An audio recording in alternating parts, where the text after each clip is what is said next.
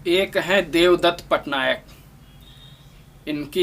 इनका कैरियर है, ये अपना रोजगार करते हैं वेदों, पुराणों और भारतीय धर्म दर्शन के साहित्यों पर टीका टिप्पणी लिखते हैं, उन पर आधारित पुस्तकें लिखते हैं और अपने आप को माइथोलॉजिस्ट कहलाते हैं। और इस तरह से इनका धंधा चलता है, इस तरह से इन पर आधारित है इनका रोजगार।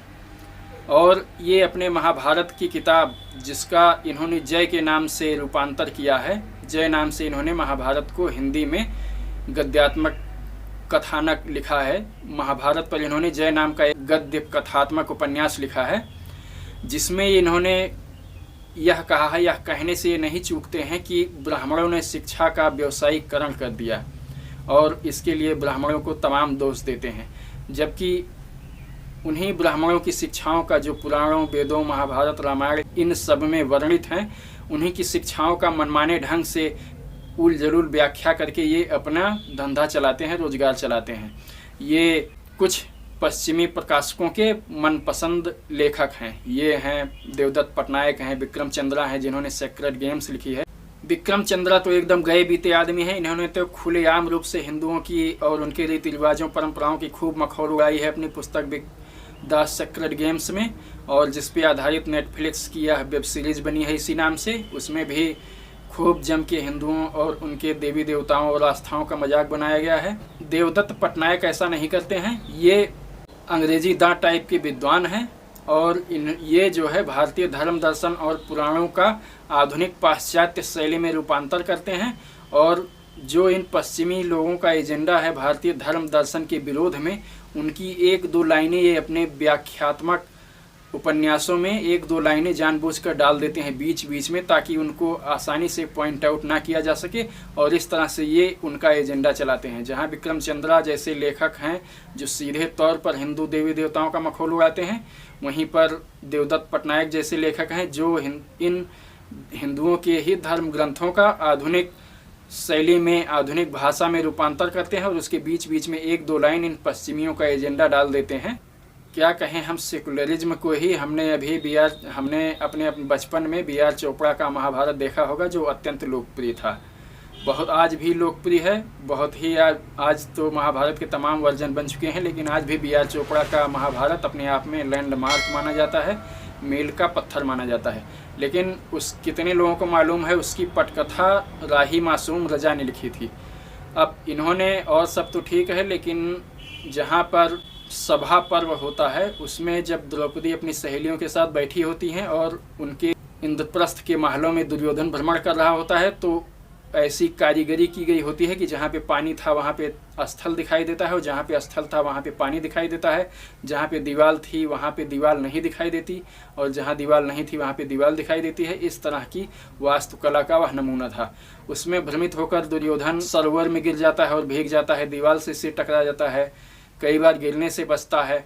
इस तरह की कई घटनाएं होती हैं और द्रौपदी वहां पर हंस देती हैं, जिससे दुर्योधन आग बबूला हो जाता है और इस अपमान का बदला उनसे लेने के लिए वह द्यूत क्रीड़ा का निमंत्रण भेजता है युधिष्ठिर को और इस तरह से उसको छल से जुए में हराकर द्रौपदी को अपमानित करने का प्रयास करता है। अब राही मासूम रजा ने लिखा है तो उन्होंने अपने सीन में दिखाया है कि द्रौपदी ने दुर्योधन को जब गलती से सरोवर में गिरकर भीगते हुए देखा तो वो हंस दी और उन्होंने कहा कि अंधे के तो अंधे ही पुत्र पैदा होते हैं।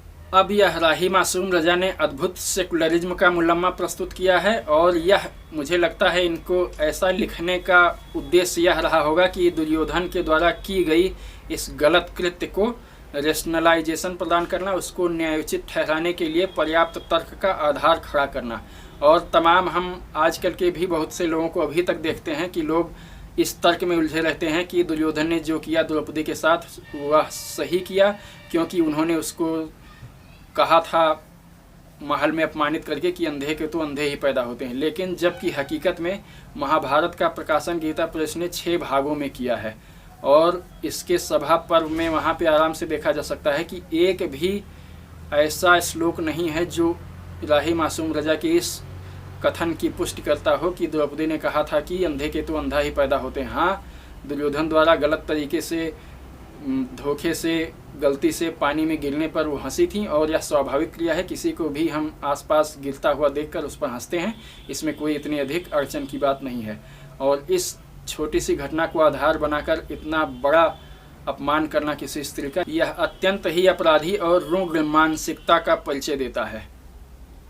और राही मासूम रजा ने इसको किस तरह से न्यायोचित ठहराने के लिए यह लाइन कहाँ से खोज कर लाए भगवान ही जाने, लेकिन यह सेकुलरिज्म का चक्कर कैसे कैसे घाव दे जाता है यह इस उदाहरण से हमें समझ में आ सकता है। अब हम वापस आते हैं अपने प्रारंभ के बिंदु देवदत्त पटनायक पर। देवदत्त पटनायक कहते हैं कि never dry line around a woman happy Dussehra, never dry line around a woman happy Dussehra. मेरा कहना है, अगर हमारे आसपास खींची गई कुछ लाइनों को मिटा दिया जाए, अगर लोगों को स्वतंत्रता देने के नाम पर इसी तरह से हमारे आसपास खींची गई कुछ लाइनों को मिटा दिया जाए, तो हम इस तथाकथित परतंत्रता के चक्कर से निकल करके और पशुता के खाई में गिर जाएंगे। हम मनुष्य ही हैं क्योंकि हमारे आसपास सामाजिकता, सांस्कृतिक और परंपराओं की कुछ लाइनें खींची गई हैं और कुछ हद तक इनका पालन करना आवश्यक है। हमें मनुष्य बने रहने के लिए ही इन कुछ लाइनों की आवश्यकता है। ये कुछ लाइनें ही हैं जो हमें मनुष्य बनाती हैं।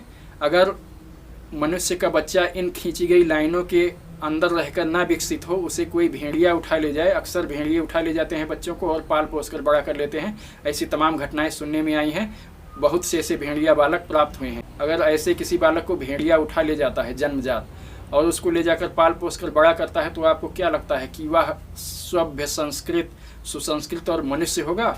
वह मनुष्य ही नहीं होगा। वह बोलने में असमर्थ होगा और मनुष्य के समस्त गुणों से वह अपरिचित होगा और असमर्थ होगा। वैसा कर पाने में वह हंसने में असमर्थ होगा और हर वो उस चीज़ को करने में असमर्थ होगा जिनके चलते मनुष्य मनुष्य कहलाता है। तो देवदत्त पटनायक जी को मेरा यही सलाह है कि अगर हम इन्हीं कुछ लाइनों को खींच कर अलग कर दें तो हम मनुष्य ही नहीं रह जाएंगे। और स्वतंत्रता तो बहुत दूर की बात है। स्वतंत्रता और उद्दंडता, उच्छृंखलता में बहुत जरा सा अंतर होता है और बहुत बारीक लाइन होती है, लेकिन वही अंतर इन दोनों विषयों को ज़मीन आसमान का बना देता है।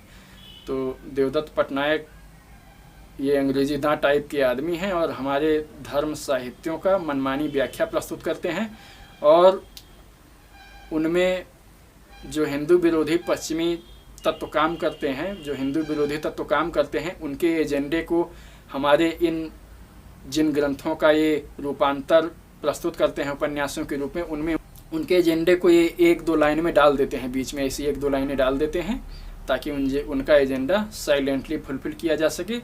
और ये उन पश्चिमी लोगों के लोकप्रिय लेखक हैं। ये हैं विक्रम चंद्रा हैं, ऐसे लोग इन पश्चिमी प्रकाशकों के लोकप्रिय लेखक हैं।